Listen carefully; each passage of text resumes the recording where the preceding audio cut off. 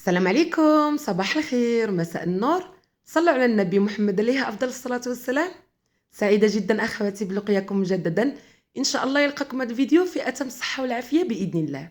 طبعا وصفتنا اليوم الشباكية الكلاسيكية، تشبيكة ديال أمهاتنا زمان، ديال المحلات اللي ديال زمان.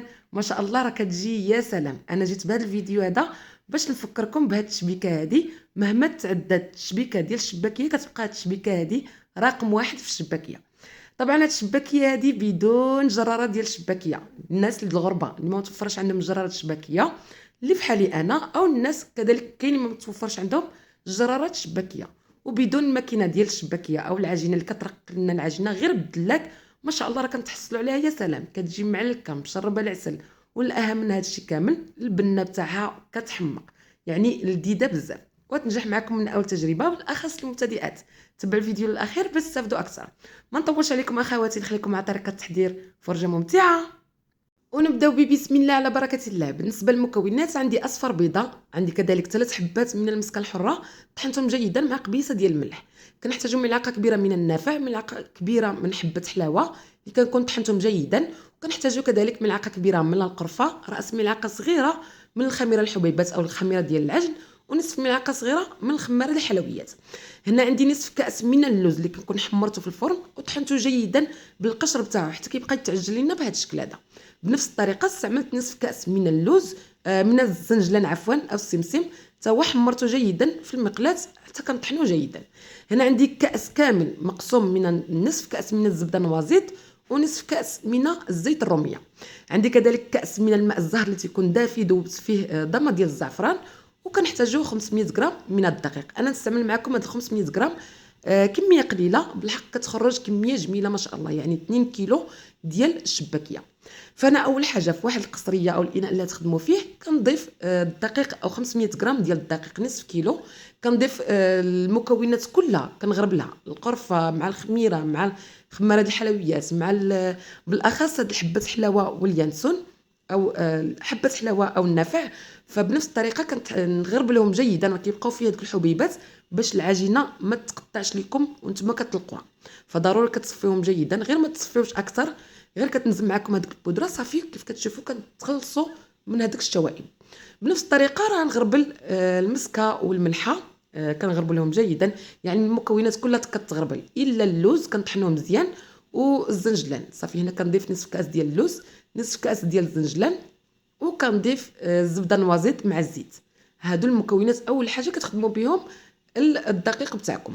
فانا اول حاجه كنبقى ناخذ هاد المكونات كامله وكندخلها في الدقيق، بحال كندخل الدقيق بحال كنستعمل بات بغيزي، كنرملو جيدا هاد الدقيق بتاعنا حتى كتدخل فيه هاد المكونات كلها، باش منين نجيو نعجنوا العجينه ما تبقاش لينا كل المكونات بوحديتها. صافي كنرمل جيدا حتى كندخل هاد المكونات كامله في الدقيق حتى كنتحصلوا اخواتي على هذا القوام هذا، يعني قوام مرمل. هنا كنضيف اصفر بيضه، وكنضيف الماء الزهر، يعني نصف كاس من الماء الزهر اللي تيكون دافئ. ضفت ليه ضمه ديال الزعفران، الا ما توفرش عندكم اكيد الزعفران شعره كتعوضوها بضمه ديال الزعفران. هنا عندي كاس الا ثلث من الماء اللي تيكون دافي شويه، يعني ما بين بارد ودافي، كنحطو جانبا باش نحتاجوه ان شاء الله. فانا اول حاجه كندخل هذيك اصفر بيضه وهذاك الماء الزهر مع الزعفران في العجينه بتاعنا.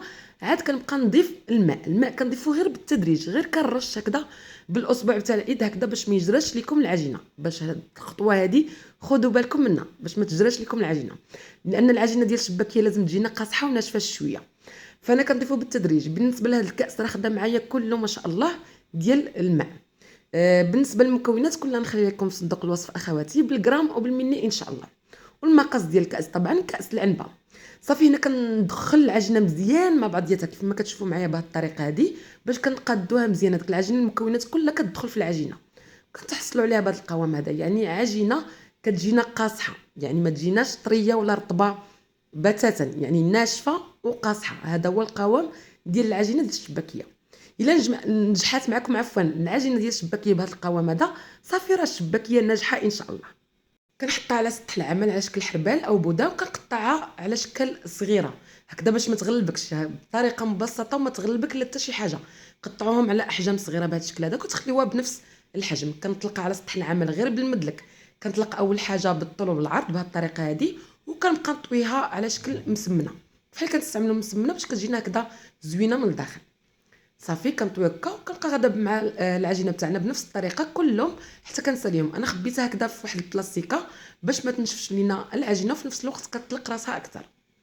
هنا كنبدا باول وحده اللي بديتها في الاول، اللي طويتها في الاول، كنحطها على سطح العمل وكنبقى نطلقها اول حاجه بالطول، عاود كندير بالعرض كنطلق. بالنسبه للعرض انا ناخذ جوج سمطات، يعني جوج سمطات مره واحده، يعني هاد كل مربعه عفوا كتشكل لكم جوج سمطات هكذا باش ما تغلبكمش وكتجي ساهله بالزربه كتوجديها. يعني راه ما كاملاش ساعه، اقل من ساعه والله اقل من ساعه كتوجد معكم. صافي هنا كناخذ، انا استعملت الجراره ديال الشباكيه كيف كتشوفوا الشكل بتاعها. كنحدد الجوانب باش نشكل على شكل مستطيل، والعجينه اللي كتشيط لينا كنبقى نطويها بهذه الطريقه هذه وكنحتاجوها من بعد كتطلقوها بنفس الطريقه. هنا كنقطعها على نصفين وكناخذ كل شريط كنقطع فيه 4 د المرات، يعني 1 2 3 4 وكنقطع العجينه كيف كتشوفوا معايا. يعني كندير كل وحده كندير فيها 4 الشرطات من الداخل والخامسه كنطلع العجينه. هنا نبدا معكم التشبيكه باش تشوفوها، التشبيكه اللي رائعه وعمرنا ما نساوها اكيد، ديال الناس زمان ما شاء الله، الشباكيه ديال زمان والتشبيكه صحيحه. كناخذ وحده وكنخالف على وحده، يعني كل وحده كنهز وحده، راه اكيد الفيديو موضح. بالنسبه للاخيره كنقابلها جيدا مع بعضياتها بهذه الطريقه هذه، من الاحسن تضغطوا عليها مزيان. انا تقلت معكم الفيديو باش تشوفوا الطريقه. كيف كتشوفوا معايا كنقلبها وصافي كنتحصلوا عليها بهذا الشكل هذا. كنبقى نضغط عليها في الجوانب هذوك اللي كيكونوا خارجين معنا. كيف كتشوفوا الشكل بتاعها ما شاء الله كتعطينا على شكل ورده جميله بزاف. بالنسبه لهاد التشبيكه هذه راه كتخرج لكم جميع التشباك، كتعطيكم جميع الاشكال، صدقوني سهله بسيطه، كتعطيكم على شكل ورده على شكل قلب، يعني انت وزهرك ما شاء الله، وصدقوني يعني كتطلع جميله بزاف. صافي كنبقى غاده بنفس الطريقه، كنهز وحده كنخالف بيناتهم، نهز وحده ونخلي وحده، والاخيره كنقابلهم مع بعضياتهم كنضغط عليها مزيان كنقلبها.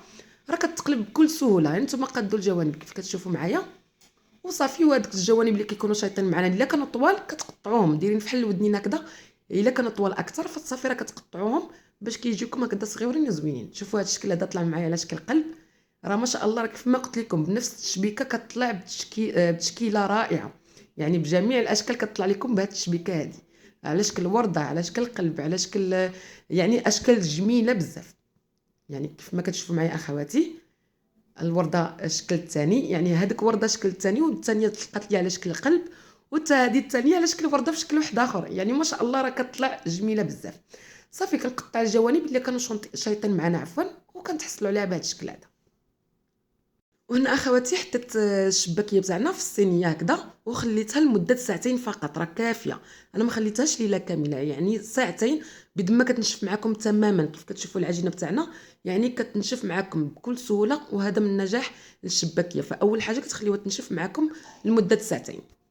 وهنا ندوزو باش نقليوها. هنا عندي مقلاة اللي ضفت ليها الزيت تتكون غزيره شويه، يعني كميه جميله، وكنضيف ليها الشباكيه. الزيت خاصها تكون سخنات، منين كتضيفوا فيها الشباكيه كتطلع بكل سهوله. كتعرفوا راه الزيت موجوده معكم للقلي.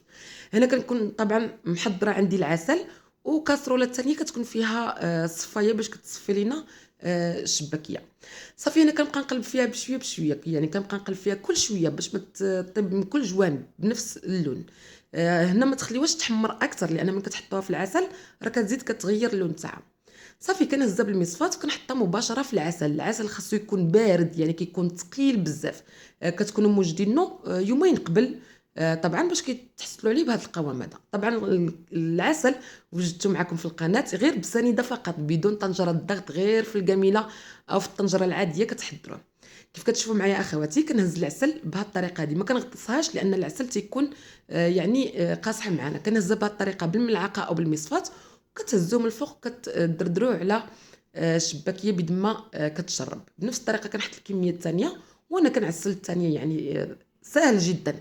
اذا غلبتكم في العسل ما بين العسل والقلي راه كطفيو البوطه حتى كتعسلوا الكميه الاولى وتصفيوها تماما باش تلقاو فين تحطوا الشباكيه في العسل. صافي وكنا كنصفيها وكنحطها في الصفايه هكذا باش كتنزل هذاك العسل اللي كيكون شايط معنا. بالنسبه لنا راه العسل كيزيد كيخفف اكثر ملي كتضيفوا ليه الشباكيه وهي سخونه. احنا تحسنا عليها اخواتي، راه ما شاء الله راه جميله بزاف. كنحطها بهذا الشكل هذا، يعني في كل طبقه كنزينها بالسمسم او الزنجلان بهذه الطريقه هذه. فما كنحط شي طبقه كنزينها بالزنجلان. كتعطي منظر جميل اكيد. الشباكيه بلا زنجلان راه ما شاء الله راه ما كتجيش يعني، وصدقوني راه بلا زنجلان راه جات بنينه. صدقوني هاد الشباكيه راه تبقى عندكم معتمده عندكم. وكيف ما قلت لكم جيت نفكركم بهاد الشبكه هذه اللي ما عمرنا ما نساوها. وما شاء الله راه كتجي بنينه معلكه مشربه العسل، كل ما كدوز عليها يومين 3 ايام حتى شهرين 3 شهور راه ما شاء الله كتطلع جميله بزاف. طريقه التخزين تخزنوها في المجمد. اذا وجدتوها قبل رمضان راه ما شاء الله راه كطلع بواحد القوام، بواحد الشكل كيف كتشوفوا الاشكال اللي تحسنا عليهم ما شاء الله راه هو لا اروع. انا ما عليا لا نقول لكم جربوها وانتم تكتشفوا المذاق تاعها ان شاء الله وتنجح معكم من اول تجربه، بالاخص المبتدئات. كتجي بنه عالميه هشيشه خفيفه ومعلكه ومشربه العسل، يا سلام. نتمنى حبيباتي واخواتي وصديقاتي الغاليات هذا الفيديو لنا الرضا والاستمتاعكم اكيد ان شاء الله. نخليكم في امان الله وحفظه. دمتم بالف خير، الى فيديو قادم ان شاء الله. السلام عليكم ورحمه الله.